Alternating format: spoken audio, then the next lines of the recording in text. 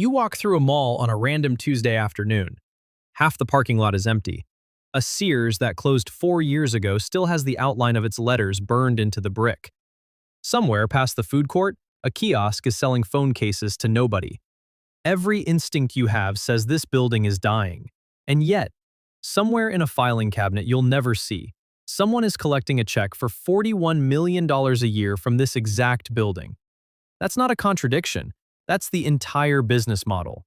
Malls don't make money the way you think they do, and the gap between what you're picturing and what's actually happening on the ownership side is one of the strangest stories in American real estate. So let's actually open the books.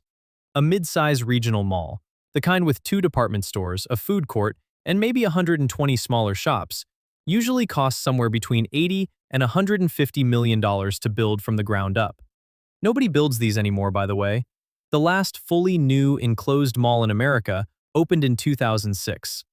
Everything since then has been buying, not building. And that's important, because it means the entire game today is about acquiring an asset for less than replacement cost and running it better than the last owner did. Here's the first thing that surprises people. The mall doesn't make its money from rent the way an apartment building does. It makes money from 3 separate revenue streams stacked on top of each other, and the first one is almost invisible. Stream 1 is base rent. A small shop, let's say 1,200 square feet, something like a shoe store or a phone accessory place, might pay $35 to $60 per square foot per year. That's $42,000 to $72,000 annually, just to occupy that box. Multiply that by 120 tenants, and you're already at several $1,000,000 before anything interesting happens. Stream 2 is CAM, Common Area Maintenance. This is the part nobody outside commercial real estate has ever heard of, and it's the part that makes malls genuinely brilliant as an asset class.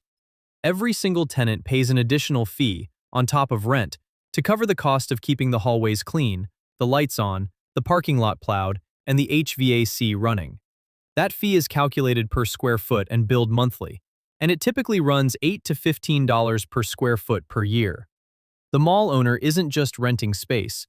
They're getting reimbursed, tenant by tenant, for the cost of running the building itself. The lights you walk under, the escalator you ride, the bathroom you use, every tenant in that mall is quietly paying a slice of that. Stream 3 is percentage rent, and this is the one that changes everything.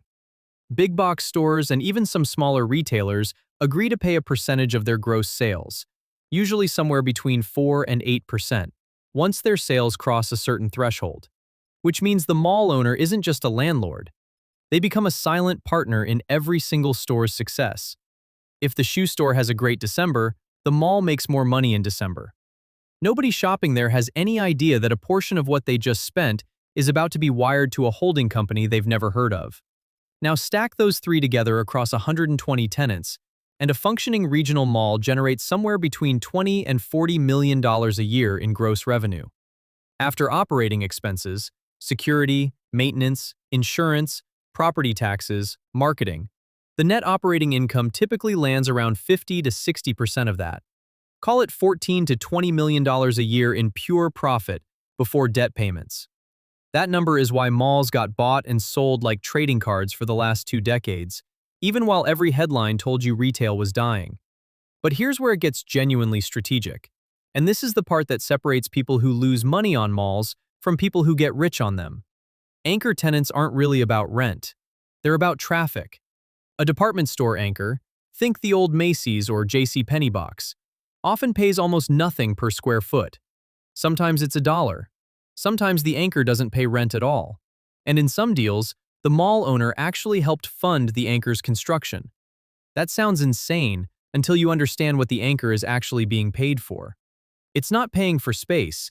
It's providing the reason 40,000 people a week walk past the smaller stores that are paying full rent, full CAM, and full percentage rent. The anchor is the loss leader. The 120 small shops around it are the actual business. This is why when an anchor closes, the math doesn't just get a little worse. It collapses. Lose one anchor, and foot traffic can drop 20 to 30% overnight. Smaller tenants start missing their sales thresholds. Some invoke co-tenancy clauses in their lease, a clause that lets them pay reduced rent or walk away entirely if occupancy in the mall falls below a certain percentage. One empty anchor box can trigger a cascade of rent reductions across dozens of other leases, which is exactly what happened to hundreds of American malls between 2015 and 2020. So how does someone actually buy one of these things? Almost nobody pays cash.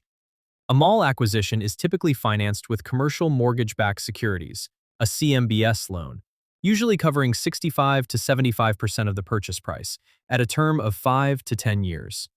So on an $80 million mall, an investor might put down $20 million of their own money, borrow $60 million, and immediately start collecting $14 to $20 million a year in net operating income. After debt service, that can still leave several million a year in actual cash flow to the owner on a $20 million investment. And this is the detail almost nobody clocks. Distressed malls, the ones everyone assumes are worthless, sometimes trade for a tenth of what they cost to build. A mall that cost $100 million to construct in 1998 might sell in 2023 for $8 or $9 million, simply because the previous owner defaulted and the lender wants it off the books. To an ordinary person, that mall looks like a dying building. To the right buyer, it looks like a $100 million structure being sold for the price of a nice apartment complex, sitting on land that's often worth more than the sale price by itself. That's the real business. It was never about selling sweaters. It's about owning irreplaceable land in a location nobody can build on again, wrapped in a building that 3 revenue streams are quietly feeding at once. Which brings us to what's actually happening to these buildings right now, because the story isn't over, it just changed shape. The smartest owners in the last 10 years stopped fighting the decline of traditional retail and started converting. Dead department stores are being carved up into medical clinics, community colleges, Amazon distribution points, even apartments. A mall in Ohio that lost both its anchors now generates more net income from a hospital system leasing the old Sears than it ever made from Sears itself. The building didn't get less valuable when retail struggled. It got repriced by someone who understood what it actually was. Not a store, but roughly 40 acres of prime, already zoned, already parked, already connected to every utility land in the middle of a city. One of the hardest things in America to legally recreate. So the next time you walk past an empty storefront in a half-full mall, you're not necessarily looking at a failure. You might be looking at the most efficient part of the deal.